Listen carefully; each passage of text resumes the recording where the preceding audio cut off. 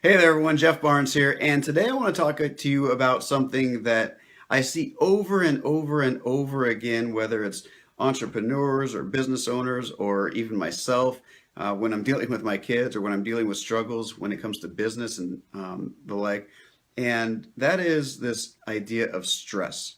One of my early mentors said, "Look, the reason you're having so much stress is because you're not in control of something." And the more I thought about that, the more I realized she was correct. And uh, you think about your kids, all right? At this point in my life, I have a 2.5-year-old and a 4-year-old. And let me tell you, they don't listen to mom and dad that often, right?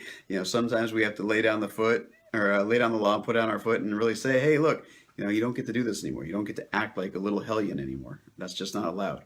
But it doesn't always work out that way. And so as a result, we're kind of stressed out when we're trying to deal with our kids. You're always trying to raise a perfect child. We know it's not going to happen, but you're really trying to raise them and bring them up into society in such a way that they're going to be contributing members of society.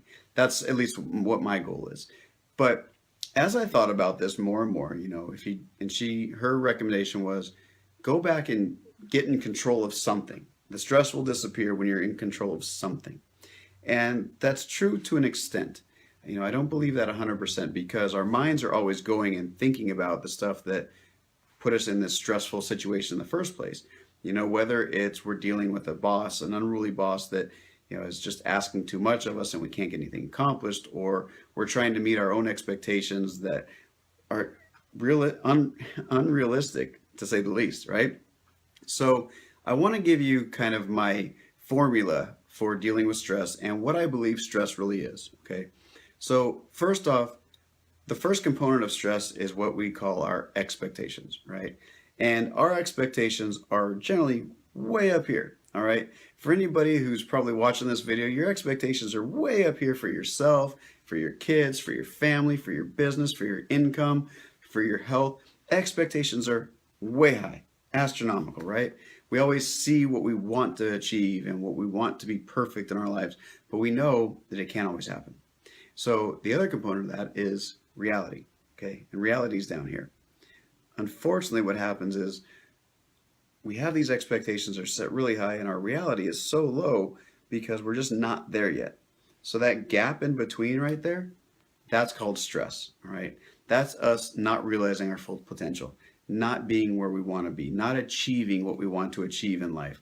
We don't feel like we are worthy of what our expectations are, or we're hoping that we can eventually get there, but we're not there yet. And as a result, we have this giant gap. So what do we do with this? How do we actually deal with stress like this? Well, first off, you do have to get in control of something. All right, you have to sit down and start thinking about, okay, what can I actually control? What is within my grasp so I can bring that reality closer to my expectations so that I know in this area I'm not stressed, all right? And this is different for every single area of life. Sometimes we want our finances to be up here, but they're way down here, or they're way down below the floor level, right? And we don't want that. So what do we do? Do we bring our expectations down? Well, not necessarily. All right. And see, here's the key component. Here's the part that I think a lot of people are missing.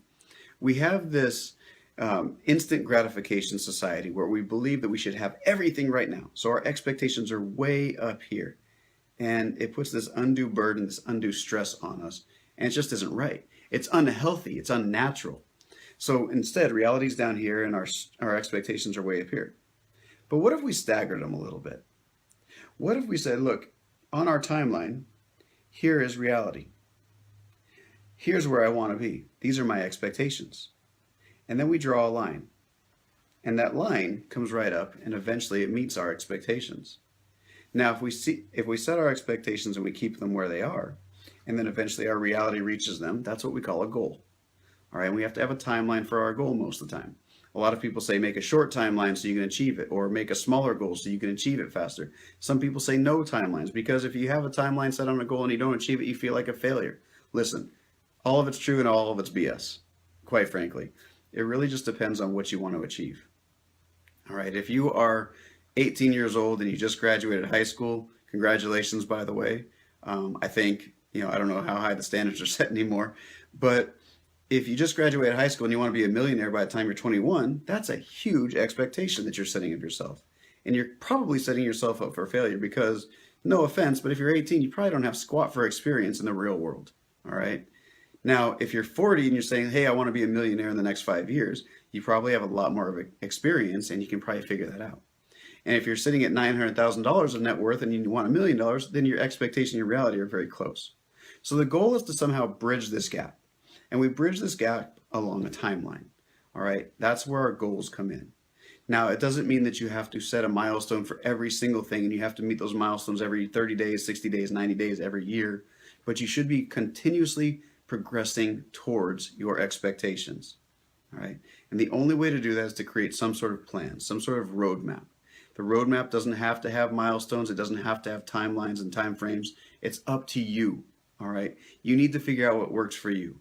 But I can tell you what doesn't work is trying to make the leap from today, where you are, to your expectations right away. You can't make that leap. It just does not happen. All right. And if you try to do that, if you set yourself up like this, where you have to go up a ladder directly, you're setting yourself up for failure, which is probably why you're stressed out. It's probably why you're not thinking clearly about what your goals are, about what you want, about what the strategy is for your business, for your career, for your life, for your kids. So start thinking about it that way. Start thinking about moving your expectations out a little bit in the future and not really beating yourself up if you're not there yet. Because we're never going to be at our expectations. Our expectations will always increase a little bit, but we want to bring that gap closer and closer together. Once it gets there, then we can set a new expectation. We can move towards that one. All right.